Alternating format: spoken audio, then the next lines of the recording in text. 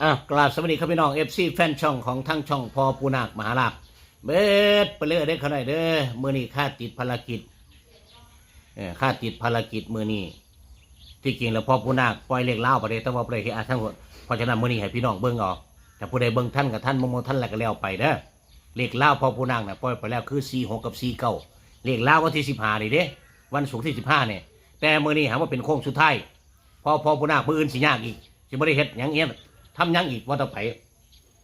มืออื่นพอผู้นาคมือนี้พอผู้นาคปล่อยโค้งสุดท้ายเด้อก่อนสิโค้งสุดท้ายมือแรงขันมาลงท่านกะว่ากันบ่ว่าน้องพี่น้องเนาะ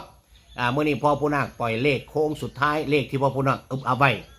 เลขที่พอผู้นาคไปตั้งศาลแล้วถูกตั้ง3ตัวตรงถึกแล้ว3ตัวตรงอาทิตย์ก่อนๆน่ะพอผู้นาคเกือบทั้งอาทิตย์พี่น้องนะถูกหวยทั้งอาทิตย์แต่ทั้งช่อง YouTube มันบ่ไปเบิ่งมื้อนี้มันสิไปอีกบ่ทำบ่ได้ถ่ายทอดสดเบิ่งมันสิไปอีกบ่นะพี่น้องเนาะเอาพี่น้องเข้ามาแล้วก็1กำลังแรงแชร์แรงใจเด้อกด Subscribe กดไลค์กดแชร์ให้พ่อปูนาคช่องน้อยๆนะพี่น้องเด้อเมื่อนี้พ่อปูนาคมีเลขมาให้ทั้งหมด4คู่เด้อพี่น้องเด้อมีเลขมาให้พี่น้องเฮาไปพิจารณาทั้งหมด4คู่เลขชุดแรกเป็นชุดที่เลขปูขาวลงประทับร่างปูนาคแล้วเพิ่นว่าปูใหญ่ปูศรีสุโธเพิ่นให้ฝากมาบอกให้ลูกเต้าเล่าหลานให้ค่อยกินกินคำน้อยๆอย่ากินคำใหญ่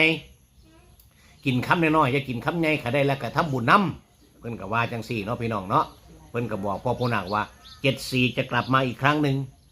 เลข74จะกลับมาอีกครั้งหนึ่งแต่อีกไม่นานเลข1ตัวสุดท้ายจะตามมา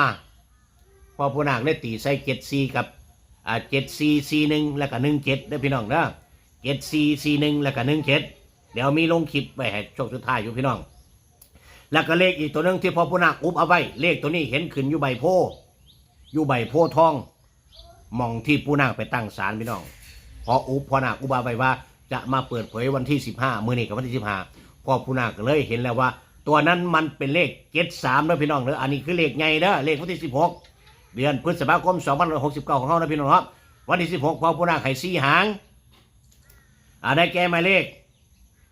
737441แล้วก็17เนาะพี่น้องเนาะ73744117นี่แหละพี่น้องแล้วลงไว้ให้ถ่ายคลิปอีกน้ำได้พี่น้องเด้อเอาขอบคุณFCแฟนช่องพอปูนาคมื้อนี้เบิดมือเฮ็ดงานเทิงรับแขกนั่นมาพี่น้องเนาะรับแขกแน่ลูกเต้าหลานมาเล่นน้ำแน่แล้วก็ช่อง YouTube ต่างๆมาถ่ายทำน้ำแน่พี่น้องมื้อนี้ก็เลยฟ้าวในจังหน่อยจนคำมาพอพี่พอน้องมันสิลงได้อีกบ่บุ้เนี่ยเพราะฉะนั้นใครเห็นคลิปนี้แหละให้เฮงมาหมานลำรวยๆเด้อพี่น้องเด้อเอาสบายดีพี่น้อง